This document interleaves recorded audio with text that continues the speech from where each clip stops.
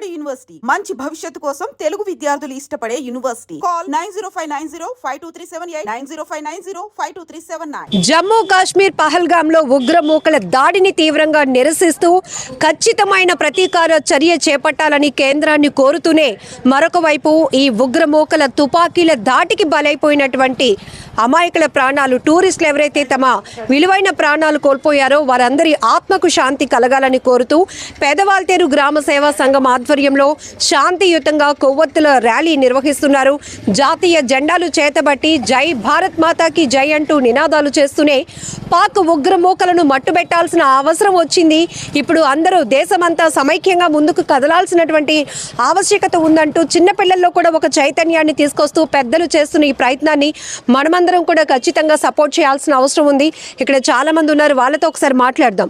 అందరికీ నమస్కారం అండి. నా పేరు జి రోహిత్ కల్కి. ముఖ్యంగా మీ అందరికీ తెలియజేయాల్సింది ఏంటంటే, ముఖ్యంగా నా గురించి నేను ఒక దివ్యాంగుడి, నేను ఒక వీల్ చైర్ బేస్డ్ పర్సన్ని అయినప్పటికీ కూడా ఏ దివ్యాంగులు అయినా కూడా ఈ దేశంలో పౌరులు అని చెప్పి నేను స్వయంగా నేను చేయగలిగింది నా వంతు గొంతుగా ఈ యొక్క ఘాతుకాన్ని నిరసించడానికి ఈ కార్యక్రమంలో పాల్గొనడం చాలా అదృష్టంగా భావిస్తున్నాను. అయితే ఏంటంటే, ఇంత దారుణమైన విషయం అంటే, ఏదైతే ఏప్రిల్ 22 కాశ్మీర్ పహల్గామ్లో జరిగినటువంటి దారుణం ఏదైతే ఉందో, పర్యాటకులు ఎవరైతే భారతదేశం నుంచి వెళ్ళే పర్యాటకుల్లో అందులో కూడా ప్రత్యేకంగా పురుషుల్ని టార్గెట్ చేస్తూ అందులో కూడా వాళ్ళు ముస్లిమా, క్రిస్టియనా, హిందువా అని చెప్పి నిస్సిగ్గుగా ఒక క్రూర మృగాల కన్నా హీనంగా వాళ్ళు దుస్తులు విప్పించి వారి చెక్ చేసి వాళ్ళు హిందువులు అయితే కాల్ చేయడం అనేది చాలా దురదృష్టకరమైన సంఘటన. ఇంత దారుణమైన సంఘటనకు భారతదేశం ఖచ్చితంగా తిరిగి సమాధానం చెప్తుంది.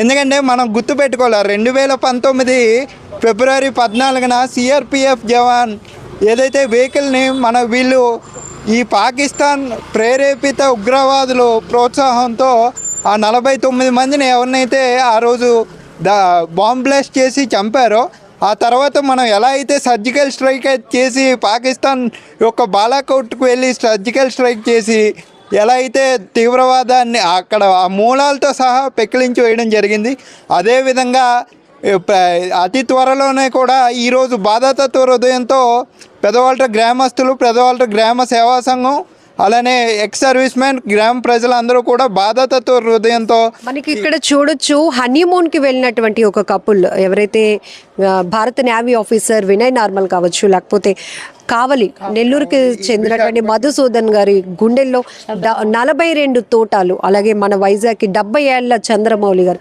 ఇలా ఒక్కొక్కరు గురించి వింటే అదొక విషాదకరమైనటువంటి పరిస్థితుల్లో ఆ కుటుంబాలు ఇప్పటికీ కూడా తేరుకోని పరిస్థితి. ఇది చేయడానికి కారణం ఏంటంటే, ఒకటి మనం గుర్తుంచుకోవాలా, ఆ చేసిన సందర్భం ఏంటంటే, ప్రధానమంత్రి గారు భారతదేశంలో లేని టైం చూసి, అలానే అగ్రరాజ్యంగా చెప్పుకోబడిన అమెరికా ఉపాధ్యక్షుడు జేడీ వ్యాన్స్ భారత పర్యటనలో ఉంటుండగా ఈ కార్యక్రమం చేయడం ద్వారా వాళ్ళు ఏం కోరుకున్నారంటే, కాశ్మీర్లో ఇంకా శాంతి లేదు, ఇంకా పాకిస్తాన్ మూలాలు ఉన్నాయి, పాకిస్తాన్ అండర్లో ఉంది అది అని ప్రపంచానికి చెప్పుకోవడానికి ఒక నిస్సిగ్గుగా ఈ యొక్క కార్యక్రమంగా, ఈ యొక్క చర్యగా మనం భావించాలి.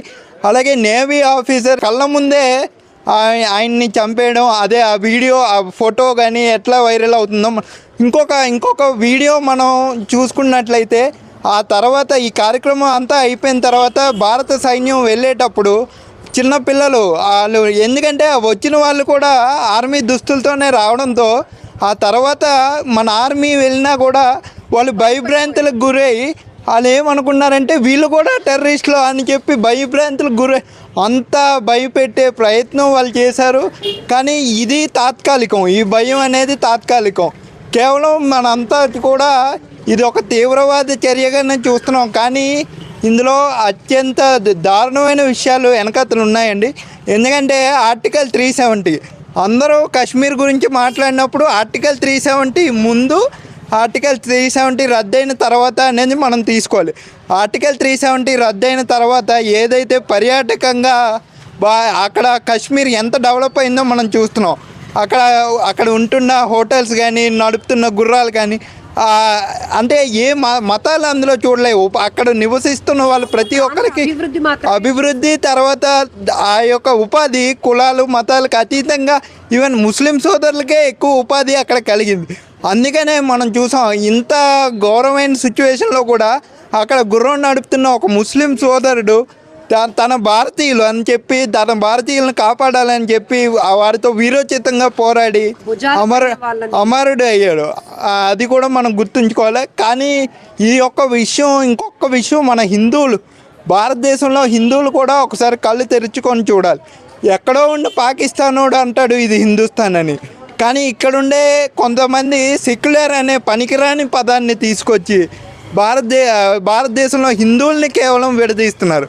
అక్కడ ఏం జరిగింది, హిందువులు బట్టలు ఇప్పి వాళ్ళు హిందువులా అని చూశారు, కానీ వాళ్ళది ఏ కులం, వాళ్ళు దళితుడా, ఓసీయా, రెడ్డియా, రాజా, దళితుడా, బీసీయా అని చూడలేదు.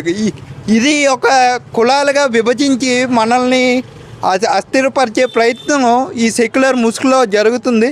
ఇకనైనా కూడా ఈ చర్యకైనా మనం అందరం ఆలోచించి ఇకనైనా కులాలని అన్నింటిని పక్కన పెట్టి హిందువుల ఐక్యత దేశానికి శ్రీరామ రక్ష అనే విధంగా మనం తయారయ్యి, ఎందుకంటే మనం ఐక్యంగా ఉంటే ఎవడూ ఏం చేయలేడు. మనం విడిపోతారా, నువ్వు బీసీ, నేను రెడ్డి, నువ్వు బీసీ, ఎస్సీ, మాదిగా, మాల అనుకొని విడిపోతే మనమంతా హిందువులంటే అది ఒక యూనిటీ కనిపిస్తుంది. మనం విడిపోతే ఆడేమంటాడంటే కొంతమందిని విడిపోతే తక్కువ మంది అవడం వల్ల వాళ్ళు చేయవలసిన ఇంకోటి. అయితే ఒక చిన్న 2 విషయాలు మనం కొంత టైం తీసుకున్నప్పటికీ కూడా ఈ విషయాలు జనాలకి తెలియాలి.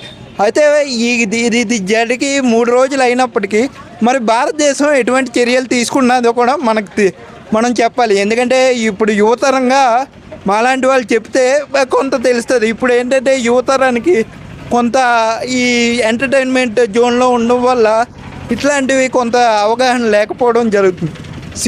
సింధు వాటర్ వ్యాలీ ఏదైతే ట్రీటీ, ఏదైతే 1960 ఆనాటి జవహర్లాల్ నెహ్రూ గారు అలాగే పాకిస్తాన్ ప్రధాని ఒప్పందం చేసుకొని సింధు నీళ్ళను పాకిస్తాన్కి ద్వారా పాకిస్తాన్ అనే దేశం యొక్క అగ్రికల్చర్ ఈ యొక్క సింధు నది యొక్క నీరుతోనే 80% నడుస్తుంది.